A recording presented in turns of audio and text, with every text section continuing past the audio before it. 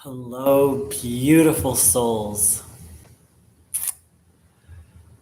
I just, this channel really means a lot to me. Just as I drop in and consciously connect to God, and I just, I just feel such goodness. So thank you so much for everyone who comes by and watches these videos. Um, so yesterday, while I was making a video, someone came on and said they were a hopeful universalist, but really struggling. My understanding is a hopeful universalist is someone who believes it's possible that everyone will be redeemed and saved, but isn't necessarily convinced, doesn't know, maybe has some lingering doubts. Um, Someone who hopes it's true, but doesn't really know. And, you know, I was really touched by this person sharing. And the thing is, I believe we're all recovering from religion. I think each and every one of us has been deeply, deeply harmed by religion. Let's go back a little bit in time to, I think this really started with Paul. And I'm going to circle back around to universalism.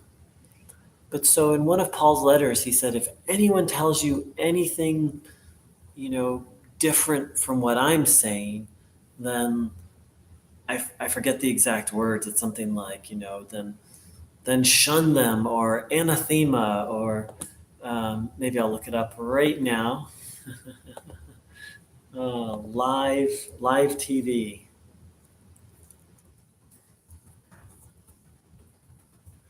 Oh, there it is. God, the internet is so amazing.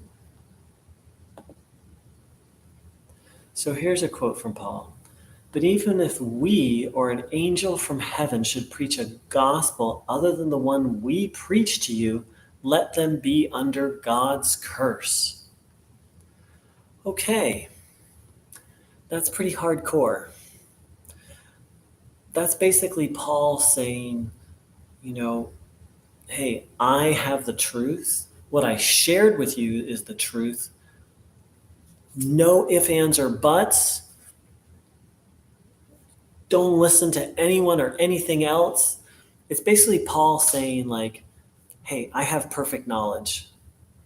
And so I believe in that one statement of Paul's that we have the beginning of Christianity and sort of the end of the sort of spontaneous sharing of Jesus and of people's memories of Jesus. Of course, at the time, the Bible hadn't been put together yet.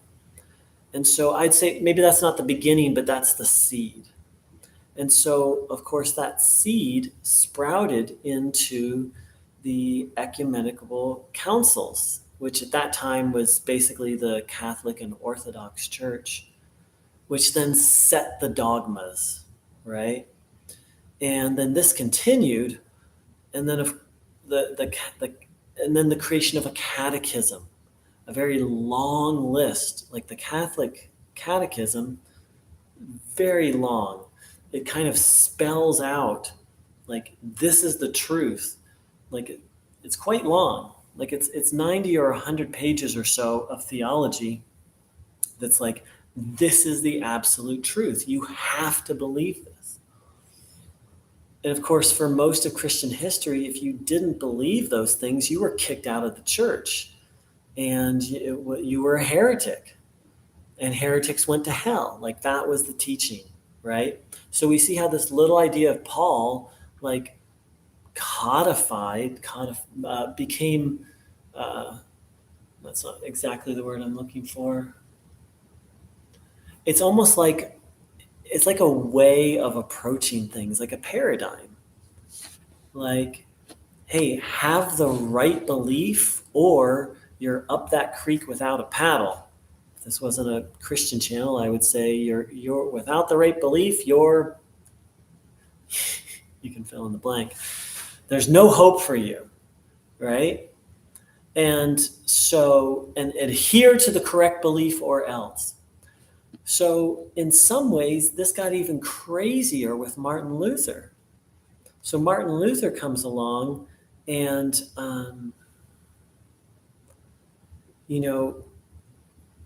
I believe he did some good things. Like he broke the monopoly of the Catholic Church on Christianity. But he took this idea and went even further with it. And faith alone was the only thing that could lead to salvation. It doesn't matter what you do. And so this idea then has been taken by modern evangelical Christians, and it's not in modern evangelical Christianity and modern Protestant Christianity, it's not even faith that's considered the saving grace. It's belief. It's having the right information in your mind. This is absurd. I don't even have words. Like Jesus went around arguing with people who had a lot of information in their mind. What could information have to do with your eternal destiny? What does information have to do with the purity of your heart or the purity of your soul? It reduces the spiritual journey into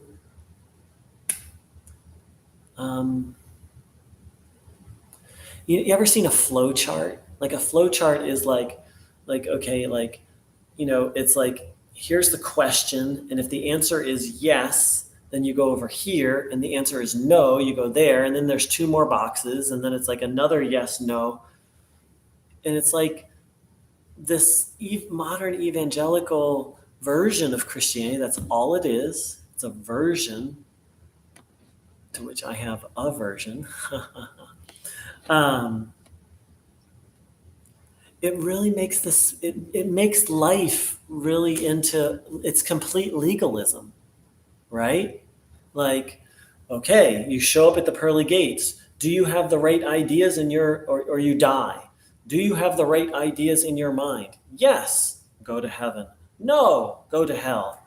Like you don't need God for that. You just need like a machine that can scan your brain. So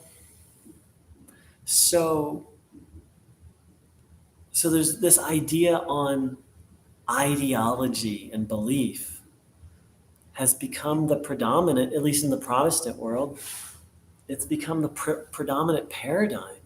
And so then faith, and what does it mean to be a hopeful universalist?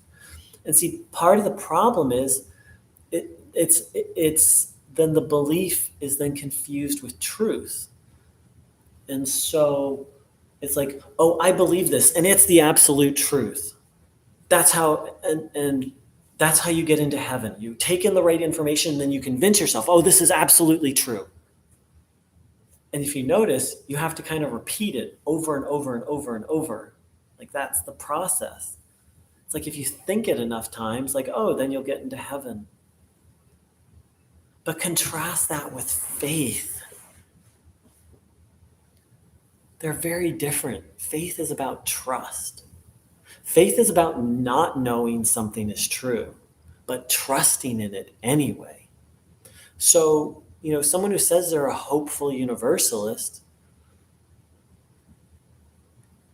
what that means to me is they don't know, but they trust.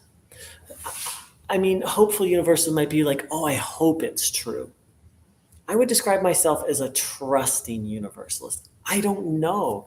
And that's the thing that makes the modern dialogue so confounding is nobody really knows practically anything other than hardcore established facts of science. Nobody knows anything. People are constantly, I do it too, constantly confusing opinions and beliefs as facts.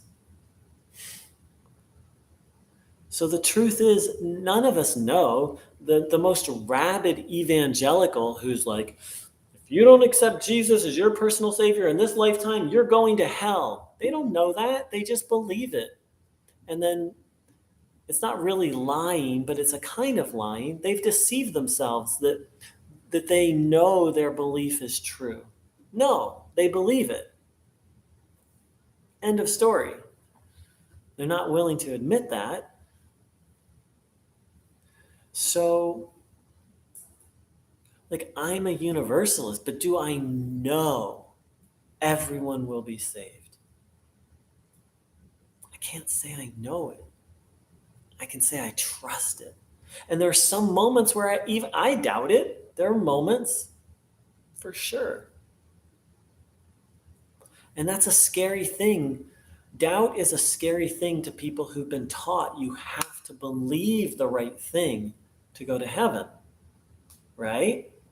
In the modern evangelical thing, it's like you have to have the right information. You have to believe it without question, or you'll go to hell. It's terrorism. It's spiritual terrorism. And nothing more and nothing less. So I consider it a journey. I consider it's such a cliche. Faith is a journey, and it is. Belief isn't really a journey, right? It's more like you accept it as true, and then you just kind of repeat it ad nauseum to yourself and everyone else who will listen. So the beautiful soul who said they're a hopeful universalist yesterday when I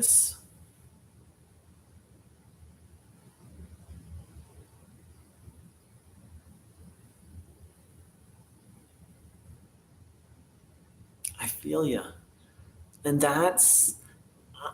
I believe what we're talking about is the difference between religion and spirituality. Religion is about a cookie cutter formula that you just believe without question. Spirituality is about grasping and wrestling and doubting and questioning and exploring, drawing closer to God. Some days feeling further away from God. It's a process, it's a journey. And in this case, it's a scary journey because we've been threatened. Most of us, when we were children, we've been threatened with eternal torture for even engaging in this journey, for engaging in a spiritual life that isn't based in fanatical dogmatism. We've been threatened. And as I've shared many times, I call it hell attacks, where I'm just walking down the street and I'm like, oh my God, what if I go to hell for asking these questions? Like, I'm very convinced, I don't know, but I'm very convinced there's no such thing as eternal hell. And even so, and I still get these attacks of that fear. So we're on a journey, and I'm grateful to be a part of your journey. I'm grateful all of you are a part of my journey. And wish everyone a blessed, blessed day. Take care. Big love.